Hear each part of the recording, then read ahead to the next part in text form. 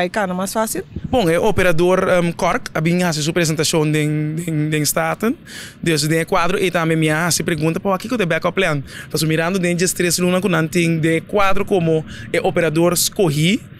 para seguir negociar com ele para nós porting mais pronto que possível refineria de três lunas vai se acaba. Então, que é realidade para nós por aí mais li que aí que minuto quer, pero bueno, porque da paga tampouco tradonan como reserva. Então, tem coisas que nós mestres tá roupa sincero e lá nós precisa direto de budget, então o qual que nós temos que começar a mirar agora que tá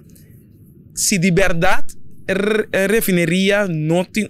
sustento duradouro, permite que ele mirando tudo e rapporto que nós sabemos que tá aí eles também que você tem poder de rafinagem seguro para de 5 para 20 anos mais, porque tinha trobe para rumang de país que tem mais tanto petróleo dentro da Venezuela que a Venezuela, desde por mira se que tem cos pero